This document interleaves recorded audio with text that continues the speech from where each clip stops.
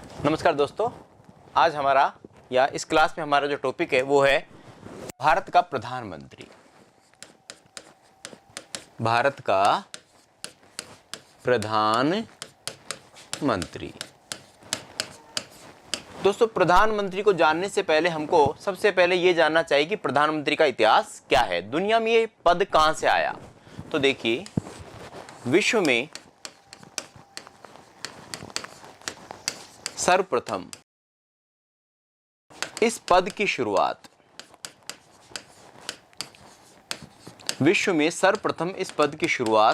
मैं आपकी जानकारी के लिए बता दूं, ब्रिटेन से होती है। ब्रिटेन से होती है और 18वीं सदी में ब्रिटेन का प्रथम प्रधानमंत्री 18वीं सदी में ब्रिटेन का प्रथम प्रधानमंत्री किसको बनाया गया था? सर रॉबर्ट वालपॉल को बनाया गया था। सर रॉबर्ट वालपॉल बने थे। अब यहां हम बात करें कि सर रॉबर्ट वालपॉल प्रधानमंत्री बने, कैसे बने? एक दिन में तो बने नहीं। जैसा कि हम जानते हैं कि ब्रिटेन का संविधान संयोग और विवेक का शिशु कहलाता है। ब्रिटेन का संविधान संयोग और विवेक का शिशु कहलाता है। तो क्या घटनाक्रम होता है, क्या कहानी होती है, वो मैं आपको बताता हूं। देखिए दोस्तों, यहां हम बात कर रहे हैं 18वीं सदी में इस पद का विकास होता है। 18वीं सदी में क्या होता है? ब्रिटेन में जर्मनी का रहने वाला एक व्यक्ति वहां का प्रधानमंत्री बन जाता है। तो उसका नाम है जॉर्ज फर्स्ट। इस व्यक्ति को दोस्तों क्या है कि इंग्लिश नहीं आती और ब्रिटेन की परंपराओं से अनभिज्ञ है। ब्रिटेन की परंपराओं से अनभिज्ञ है। इस व्यक्ति को दोनों चीजों का ज्ञान नहीं है, ब्रिटेन की परंपराओं का भी ज्ञान नहीं है और इंग्लिश भाषा भी इसको नहीं आती है। तो इस व्यक्ति ने क्या किया? संसद में जाना ही बंद कर दिया। राजभवन में बैठा रहता था।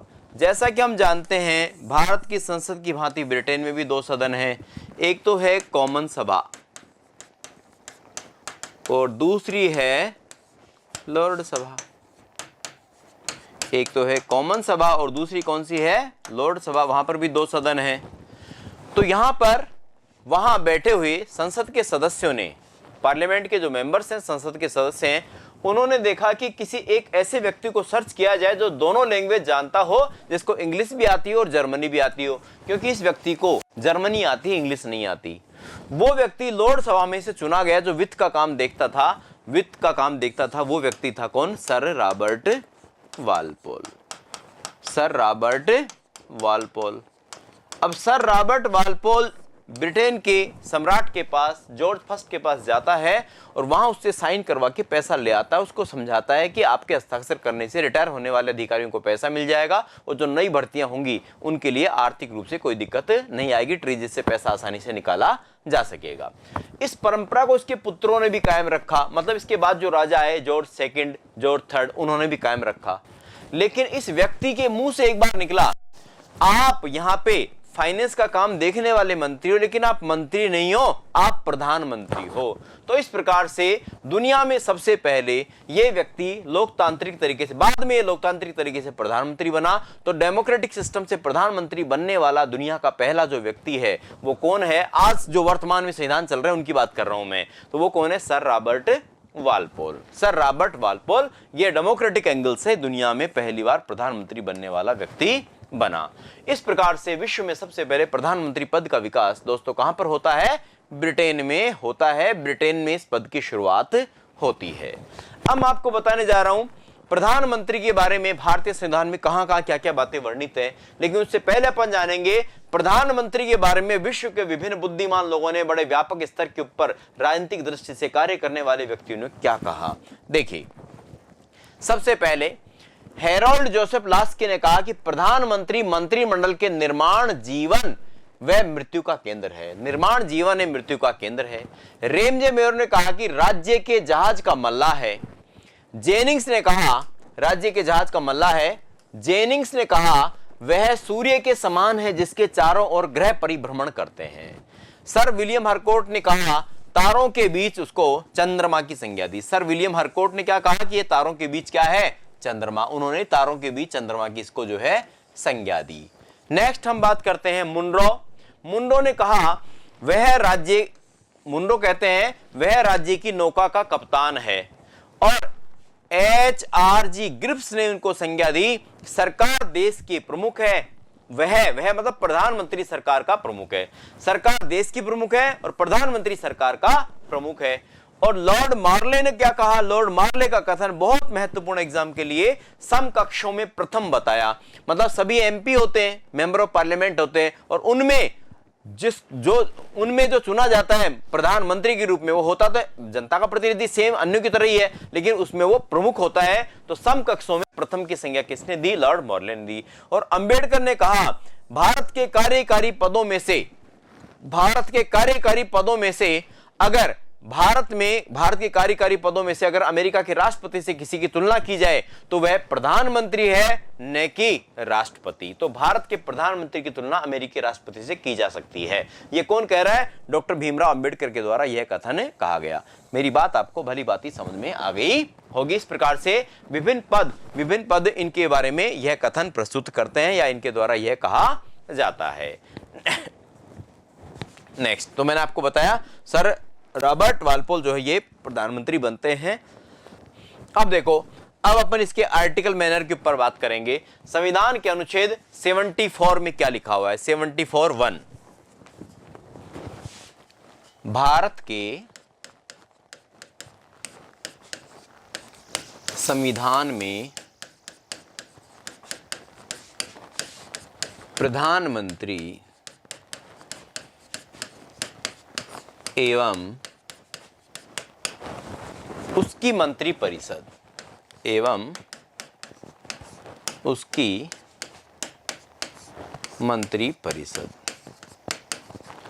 भारत के संविधान में प्रधानमंत्री एवं उसकी मंत्रिपरिषद।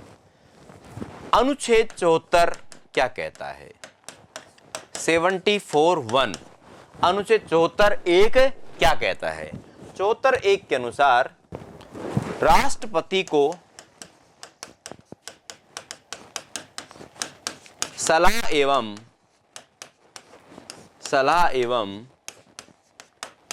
सहायता देने के लिए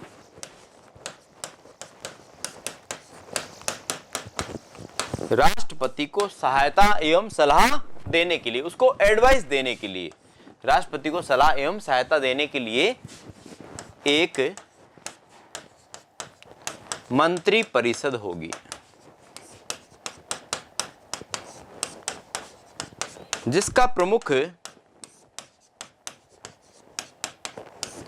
प्रधानमंत्री होगा। जिसका प्रमुख कौन होगा? जिसका प्रमुख प्रधानमंत्री होगा। राष्ट्रपति अपने कृत्यों के लिए उसी से सलाह लेगा, उसी से सलाह लेगा। अपने कार्यों के लिए राष्ट्रपति उसी से सलाह लेगा। इस प्रकार से अनुच्छेद 74(1) ये बात कहता है। नेक्स्ट, अनुच्छेद 74(2) 74(2) किसी भी न्यायालय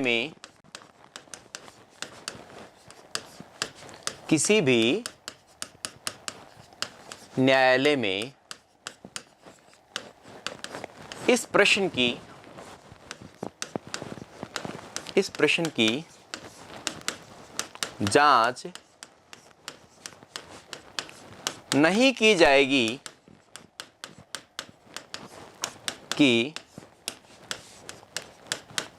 मंत्रियों ने राष्ट्रपति को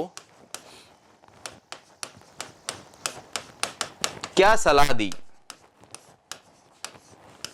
इस प्रश्न की किसी भी न्यायालय में इस प्रश्न की जांच नहीं की जाएगी कि मंत्रियों ने राष्ट्रपति को क्या सलाह दी और किस आधार पर दी। किस आधार पर एडवाइस किया गया, किस आधार पर सलाह दी। तो फिर से देखते हैं, किसी भी न्यायालय में इस प्रश्न की जांच नहीं की जाएगी कि क्या मंत्रियों ने राष्ट्रपति को कोई सलाह दी, क्या राष्ट्रपति को कोई सलाह दी। यहां पे और इसको बेहतर बना सकते हैं, कोई सलाह दी और किस आधार पर दी तथा क्या सलाह दी। क्या सलाह दी, क्या सलाह दी। इस प्रश्न की न्यायालय में जांच नहीं की जा सकती। इस प्रश्न को न्यायालय में जो है नहीं उठाया जा सकता। इस प्रश्न के ऊपर किसी प्रकार का कोई भी विचार नहीं हो सकता। नेक्स्ट हम बात करते हैं अनुच्छेद 75।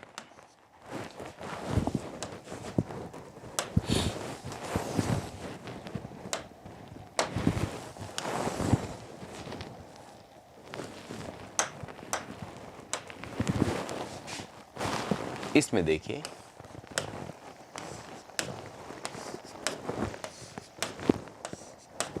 पिचहत्तर 1, 75 2, 75 3,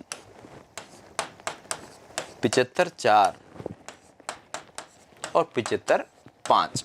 अब यहाँ किताबी लैंग्वेज ने लिख के मैं आपको उस लैंग्वेज में लिखता हूं जिस लैंग्वेज में एग्जाम में प्रश्न आते हैं और आप समझ पाते हैं। 75 1 क्या कहता है? 75 1 कहता है प्रधानमंत्री की नियुक्ति राष्ट्रपति करे। प्रधानमंत्री की नियुक्ति कौन करेगा? राष्ट्रपति करेगा। 75 2 कहता है प्रधानमंत्री व्यक्तिगत रूप से राष्ट्रपति के प्रति उत्तरदायी होगा। 75 3 कहता है प्रधानमंत्री व उसके मंत्री सामूहिक रूप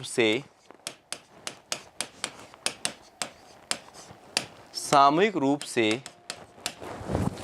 लोकसभा के प्रति उत्तरदायी, लोकसभा के प्रति उत्तरदायी होंगे। अब आता है 75 5 कहता है प्रधानमंत्री को शपथ राष्ट्रपति दिलाता है। प्रधानमंत्री को शपथ कौन दिलाता है? प्रधानमंत्री को शपथ राष्ट्रपति दिलाता है। नेक्स्ट, ये जो प्रावधान है शपथ के प्रावधान, ये तीसरी अनुसूची में वर्णित है। ये जो शपथ के प्रावधान है, शपथ के प्रावधानों का वर्णन संविधान की तीसरी अनुसूची में किया गया है। तो प्रधानमंत्री को शपथ कौन दिलाएगा? राष्ट्रपति दिलाता है। अब ये ध्यान रहे, अनुसूची 3 नंबर इन प्रावधानों की बात करती है। 75 5 कहता है यदि प्रधानमंत्री पद ग्रहण के समय, not only prime minister of India, other minister also, not only prime minister India, other minister also, अन्य मंत्री की भी इसमें बात की जा रही है। यदि प्रधानमंत्री पद ग्रहण के समय संसद का सदस्य नहीं है तो उसे 6 माह में कितने महीने में? 6 माह में संसद की सदस्यता लेनी होगी। संसद की सदस्यता लेनी होगी। ये प्रधानमंत्री पर ही नहीं है, अन्य मंत्रियों के ऊपर भी ये नियम लागू हो रहा है। तो यहां पे यदि प्रधानमंत्री पद ग्रहण के समय संसद के किसी सदन का सदस्य नहीं है तो वह 6 महीने के भीतर उसको सदस्यता लेनी होगी, अन्यथा वह मंत्री नहीं रहेगा। अब देखो, भारत में केंद्र में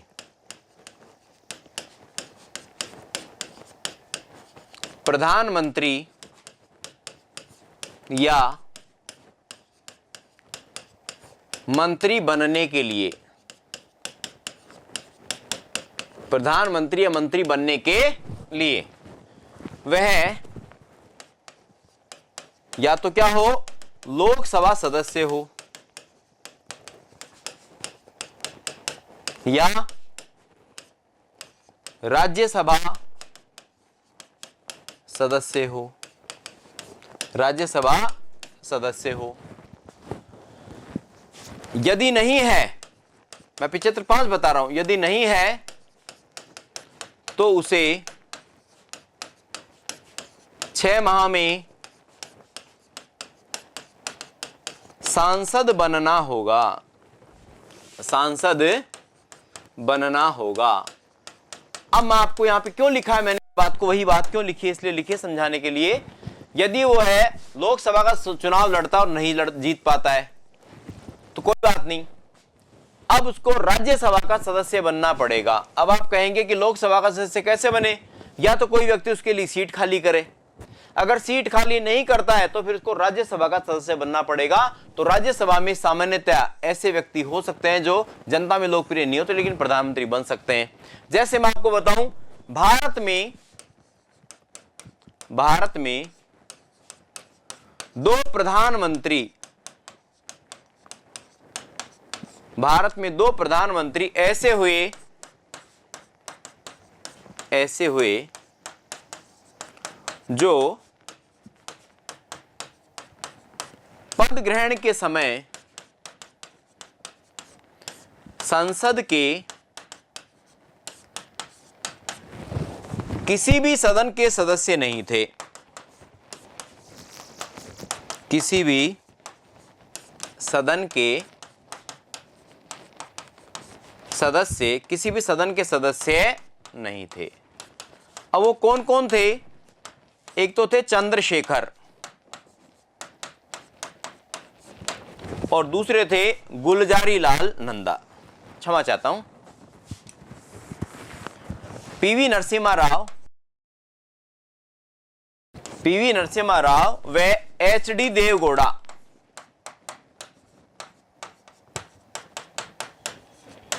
पीवी नरसिम्हा राव और एचडी देवगौड़ा दोनों संसद के किसी भी सदन के सदस्य नहीं थे और प्रधानमंत्री पद के ऊपर ये लोग दोनों ही स्थापित हो गए। प्रधानमंत्री पद के ऊपर ये दोनों व्यक्ति स्थापित हो गए। बाद में इन्होंने जो है संसद की सदस्यता ली, जैसे एचडी देवगौड़ा हैं, ये राज्यसभा के सदस्य बने, ये कर्नाटक विधानसभा के सदस्य थे। तो इस प्रकार से अनुच्छेद 75(5) अपना व्याख्यान इस प्रकार से प्रस्तुत करता अपनी बात को यूं कहता है। अब मैं आपको बता दूं इसको याद कैसे करोगे, इस आर्टिकल को, इसको ऐसे याद करो। लोकसभा का चुनाव हुआ और लोकसभा का इलेक्शन संपन्न होने के बाद, लोकसभा का चुनाव हुआ, लोकसभा का चुनाव संपन्न होने के बाद एक व्यक्ति को बहुमत मिल गया। एक व्यक्ति को क्या हुआ? एक व्यक्ति को बहुमत मिल गया, उसकी पार्टी को बहुमत मिल गया। तो उस पार्टी के द्वारा उस व्यक्ति को प्रधानमंत्री पद के ऊपर नियुक्ति के लिए नाम उसका आगे कर दिया गया। भारत के निर्वाचन आयोग के पास के माध्यम से राष्ट्रपति के पास रिपोर्ट पहुंची कि किस पार्टी को बहुमत मिला है। तो उन्होंने क्या किया, उस व्यक्ति को प्रधानमंत्री पद के ऊपर नियुक्त कर दिया। नियुक्त करने के बाद, एक कहानी में समझाने याद करने के लिए बता रहा हूं, नियुक्त करने के बाद उस व्यक्ति ने भारत के राष्ट्रपति की तरफ हाथ जोड़कर कहा कि मैं आपके प्रति व्यक्तिगत रूप से उत्तरदायी हूं।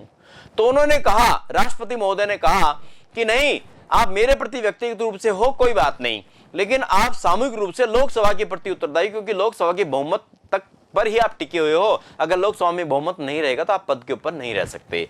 यह बात राष्ट्रपति के द्वारा प्रधानमंत्री को कही गई। तो पहले तो नियुक्ति हो गई, उसने हाथ जोड़कर कहा मैं व्यक्तिगत रूप से उत्तरदायी हूं। फिर उन्होंने कहा कि नहीं, आप सामूहिक रूप से उत्तरदायी हो लोकसभा के प्रति, क्योंकि लोकसभा की बहुमत के कारण से मैंने आपको नियुक्त किया, नहीं तो मैं आपको नियुक्त नहीं करता। अब वो कहता है कि चलो ठीक है, जो भी बात हुई मैं आपको शपथ दिला देता हूं। नियुक्त करने के बाद, व्यक्तिगत सामूहिक की बात होने के बाद उन्होंने क्या किया, उनको शपथ दिला दी, प्रधानमंत्री पद की शपथ दिला दी। अब शपथ दिलाते समय देखा कि वो खुद ही वो व्यक्ति संसद के दोनों सदनों में से किसी भी सदन का सदस्य नहीं है। तो उन्होंने कहा, राष्ट्रपति ने प्रधानमंत्री को कहा कि महोदय सुनो मेरी बात, सब बातें ठीक है, मैंने आपको नियुक्त कर दिया, आपने व्यक्तिगत बोल दिया, मैंने सामूहिक बोल दिया, और आपको मैंने शपथ दिला दी, लेकिन मैं आपको टाइम दे रहा हूं, 6 महीने का समय है, 6 महीने के भीतर आप इसमें मेंबर बन जाना दोनों सदनों में से किसी भी सदन के, अन्यथा आपके पास यह पद नहीं रहेगा। तो यह प्रावधान केवल प्रधानमंत्री पर ही लागू नहीं होता, प्रधानमंत्री एवं राष्ट्रपति दोनों पर लागू होता है। तो प्रधानमंत्री की नियुक्ति राष्ट्रपति करेगा। तो यहां पर तो क्या आ गया, ये नियुक्ति। उसके बाद है प्रधानमंत्री व्यक्तिगत रूप से किसके प्रति उत्तरदायी हो गया, व्यक्तिगत रूप से राष्ट्रपति। प्रधानमंत्री उसके मंत्री सामूहिक रूप से किसके प्रति उत्तरदायी हो गए, लोकसभा के प्रति। उसके बाद प्रधानमंत्री को उन्होंने क्या किया, शपथ दिला दी। उसके बाद उनको कितने महीने का समय दे दिया, सदस्य न होने के कारण 6 महीने का समय दे दिया कि 6 महीने के भीतर आप मेंबर बन जाना, अन्यथा आप सदस्य नहीं रहेंगे। इस प्रकार से यहां पर यह कहानी मैंने आपको बताई। तो भारत में केंद्र में प्रधानमंत्री या मंत्री बनने के लिए लोकसभा का सदस्य हो या राज्यसभा का सदस्य हो, यदि नहीं है तो उसे 6 माह में सांसद बनना होगा। भारत में 2 प्रधानमंत्री ऐसे हुए जो पद ग्रहण के समय संसद के किसी भी सदन के सदस्य नहीं थे, पीवी नरसिम्हा राव और एचडी देवगौड़ा। इस प्रकार से भारत का प्रधानमंत्री शपथ लेता है, और आपको बता दूं, शपथ लेने के बाद वह अपने निवास स्थान के ऊपर जाता है और अब वो अपनी पार्टी से बातचीत करता है और अन्य मंत्रियों की नियुक्ति करवाता है। प्रधानमंत्री के निवास स्थान का नाम पहले क्या था, 7 रेस कोर्स। पहले क्या था, 7 रेस कोर्स। प्रधानमंत्री निवास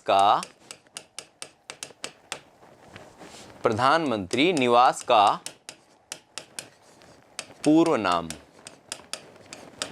7 रेस कोर्स और वर्तमान नाम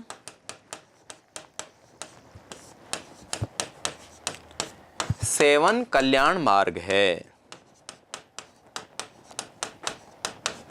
7 कल्याण मार्ग है। ये नरेंद्र मोदी के कार्यकाल में किया गया था।